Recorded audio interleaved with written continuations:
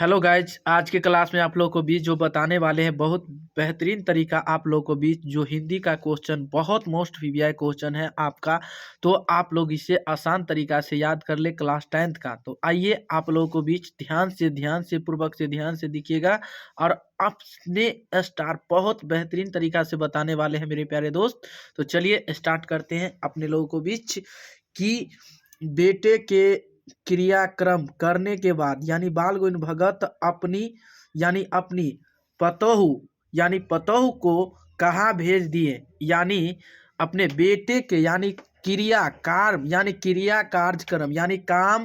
कर्म करने के कर्म करने के बाद कहाँ भेज दिया। कर्म करने के बाद कहाँ भेज दिया अब बताइएगा। आपका ऑप्शन जो दिया है माई के साथ उसको भेज दिया। कहाँ भेज दिया माई के साथ। कहाँ भेज दिया माई के साथ भेज दिया। तो आपका माई के साथ किस ऑप्शन में मिल रहा है तो बी ऑप्शन में। आपको बी ऑप्शन बहुत बेहतरीन तरीका से आपको याद हो गया होगा, इसे आसान तरीका से याद कर लीजिएगा। आइए बताते हैं 22 नंबर क्वेश्चन पे ध्यान दीजिएगा कि ठेर शीर्षक पाठ में किस दिन चिक की पहली पांति में 7 तारे जगमगा उठे 7 रंग के। यानी बताइएगा आप लोग के बीच बहुत मोस्ट वीवीआई क्वेश्चन है कि ठेर शीर्षक पाठ में किस दिन चिक की पहली पांति में 7 तारे जगमगा उठे यानी 7 रंग के। यानी पहले दिन, चौथे दिन, दूसरे दिन, 5वें दिन। आपका 4 गो ऑप्शन में है, 4 ऑप्शन में से आप एक ऑप्शन को मिला सकते हैं। तो दूसरे दिन आपको किस ऑप्शन में मिल रहा है, दूसरे दिन आपको फाइनली आंसर हो जाएगा। दूसरा दिन क्या हो जाएगा फाइनली आंसर। तो दूसरे दिन कहाँ पे मिल रहा है 22 का सी ऑप्शन आपको फाइनली आंसर हो जाएगा। आइए अगला नंबर क्वेश्चन। और आप लोग सब्सक्राइब कीजिएगा, लाइक कीजिएगा, कमेंट कीजिएगा ताकि आपको जब जब लाइव क्लास आऊँ तो आप लोगों को भी जरूर पहुँचे। बताइए चला कि संजू स्वभाव से कैसी है। यानी संजू जो थी ना स्वभाव से कैसी है। संजू कैसी है गौर फरमाइएगा। तो संजू जो लड़की थी वो कैसी थी, हंसमुख लड़की थी। हंसमुख आपको किस ऑप्शन में मिल रहा है, आपको डी ऑप्शन में 23 का डी ऑप्शन आपको फाइनली आंसर हो जाएगा कि संजू कैसी लड़की थी, हंसमुख लड़की थी। क्या थी, हंसमुख, यानी हंसमुख लड़की थी। संजू कौन सी लड़की थी, हंसमुख कौन लड़की थी, संजू थी। आपको कभी दे दिया जाए कि हंसमुख कौन सी लड़की थी तो आपको दे दिया जाए, आपको कोई भी नाम दे दिया जाए लेकिन बीच में संजू भी दे दिया जाए तो संजू आपको फाइनली आंसर हो जाएगा। आइए सूर्यकांत त्रिपाठी निराला के व्यक्तिगत और जीवन के अनछुए पहलुओं का उद्घाटन किस पाठ के द्वारा किया गया है।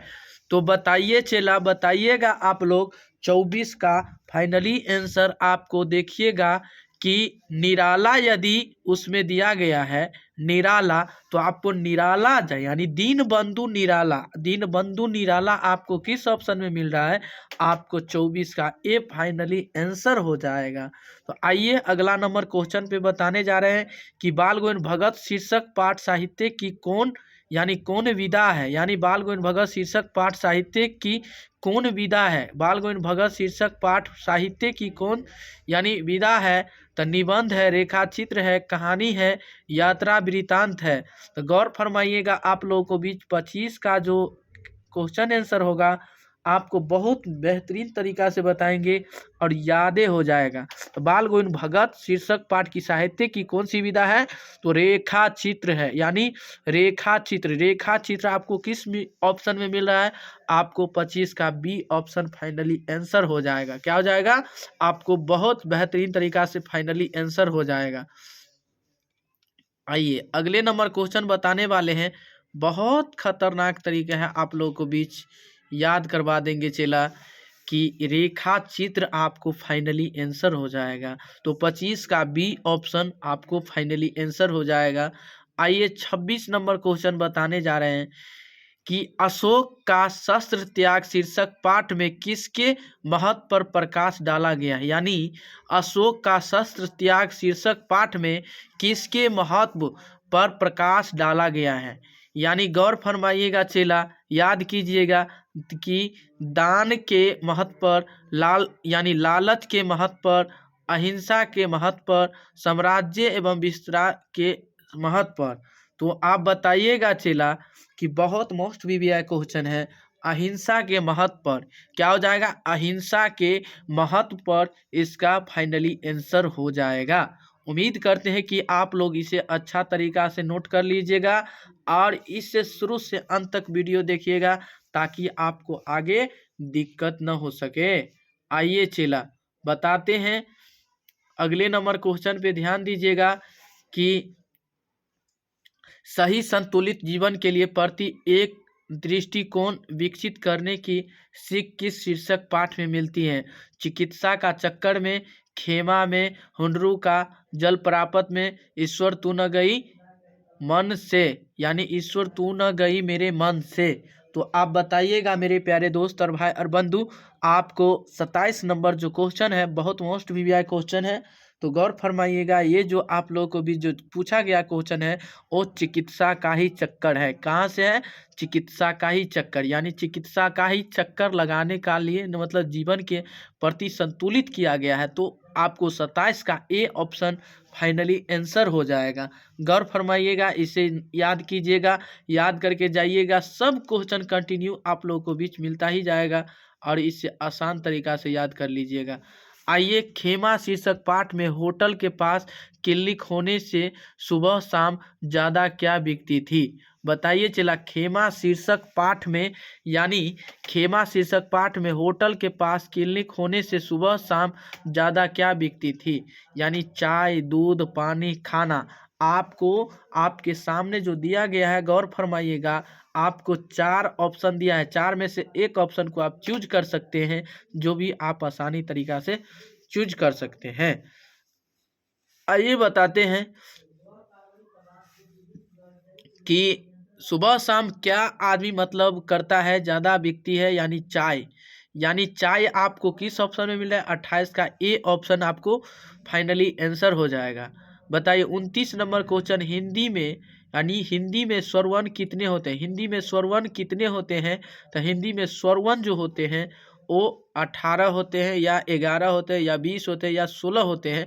तो आपको 11 जो है आपको फाइनली आंसर हो जाएगा। यानी हिंदी व्याकरण में यदि पूछ दिया जाए कि हिंदी में स्वर वर्ण कितने होते हैं तो 11 होता है। यानी संस्कृत में आपको पूछ दिया जाए, संस्कृत में पूछ दिया जाए तो आपको कितना हो जाएगा? 13। लेकिन इसमें क्या हो जाएगा? आप गौर फरमाइएगा कि 11 आपको फाइनली आंसर हो जाएगा। तो इसीलिए 29 का आपको बी ऑप्शन मिल जाएगा, आपको फाइनली आंसर हो जाएगा। गौर फरमाइएगा। 30 नंबर क्वेश्चन पे ही ध्यान दीजिएगा मेरे प्यारे दोस्त कि ख का उच्चारण स्थान क्या है। यानी ख का उच्चारण स्थान जो होता है बहुत बेहतरीन तरीका से आपको बताए हुए थे। यदि हमारे पिछले वीडियो देखे होंगे तो आपको जरूर पता होगा। बताइएगा चेला, तो ख का उच्चारण स्थान जब ये क ख ग घ से कुछ भी आए तो आपको कंठ हो जाएगा। क्या हो जाएगा? कंठ हो जाएगा। ख का उच्चारण स्थान क्या है? कंठ है। ग का उच्चारण स्थान क्या है? कंठ है। समझ गया? तो ख से जो भी अंक आएगा, आपको कोई भी जो आएगा तो ख का कंठ हो ही जाएगा। आइए, र जो है मेरे प्यारे दोस्त गौर फरमाइएगा, 31 नंबर क्वेश्चन पे आप लोग गौर फरमाइए, गौर से ध्यान दीजिएगा। 31 नंबर क्वेश्चन जो है बहुत मोस्ट वीवीआई क्वेश्चन है। रे यानी र कौन व्यंजन है? यानी र जो है कौन व्यंजन है? यानी उस व्यंजन है, या स्पर्श व्यंजन है, या संयुक्त व्यंजन है, या अंतस्थ व्यंजन है। तो र जो है, गौर फरमाइएगा, र कौन सा व्यंजन है? गौर फरमाइएगा, र कौन सा व्यंजन है मेरे प्यारे दोस्त और भाई और बंधु? गौर फरमाइएगा। तो आपको अंतस्थ व्यंजन जो है वो र दिख रहा है। र क्या दिख रहा है? अंतस्थ व्यंजन है। र क्या दिख रहा है? अंतस्थ व्यंजन है। एकाक एकाक का संधि विच्छेद क्या होगा? एकाक का संधि विच्छेद क्या होगा? एकाक के संधि विच्छेद क्या होगा? क्या होगा? गौर फरमाइएगा कि आप लोग गौर से ध्यान दीजिएगा मेरे प्यारे दोस्त भाई बंधु।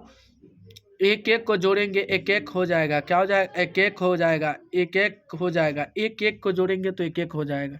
33 नंबर क्वेश्चन पे आप लोग गौर से फरमाइएगा। 33 नंबर क्वेश्चन, हरि शब्द कौन सा संज्ञा, हरि शब्द यानी हरि शब्द कौन सा संज्ञा है, जातिवाचक संज्ञा, भाववाचक संज्ञा, व्यक्तिवाचक संज्ञा, समूहवाचक, बताइएगा चेला, आप लोग गौर फरमाइएगा। आप हरि जो शब्द है वो कौन सा वाचक संज्ञा है, गौर फरमाइएगा। हरि जो है आपका बहुत बेहतरीन तरीका से बताने वाले, हरि जो है आपका कौन सा वाचक संख्या है, तो व्यक्तिवाचक संज्ञा यानी व्यक्तिवाचक संज्ञा है। आपको बोल दिया जाए राम, सोहन, मोहन, यानी कोई भी नाम जो आ जाए तो वो व्यक्तिवाचक संज्ञा के ही नाम से ही आएगा, व्यक्तिवाचक संज्ञा के नाम से ही आएगा। हरि, मोहन, सोहन ये सब पूरा आ जाएगा, वो व्यक्तिवाचक संज्ञा ही हो जाएगा। दया शब्द कौन सा है, दया, दया कौन सा शब्द है, दया कौन सा शब्द है, गौर फरमाइएगा। दया कौन सा शब्द है मेरे प्यारे दोस्त, स्त्रीलिंग है या पुल्लिंग है या उभयलिंगी है, यानी इनमें से कोई नहीं है।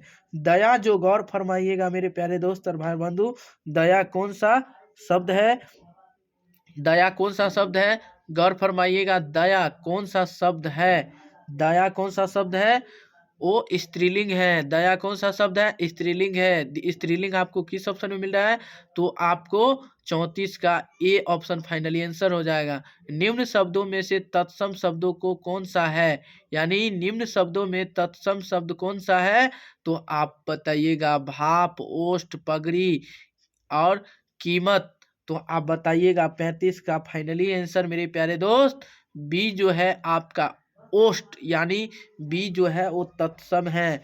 तत्सम क्या है, ओष्ठ है। आप लोग याद कर लीजिएगा और इसके साथ ही साथ आप लोग जरूर सब्सक्राइब कर लीजिएगा, लाइक कीजिएगा, कमेंट कीजिएगा, शेयर कीजिएगा। इसके लिए धन्यवाद। तब तक के लिए बने रहें। आज के लिए इतना ही, इस अगले वीडियो में फिर मिलेंगे। आज के लिए इतना ही।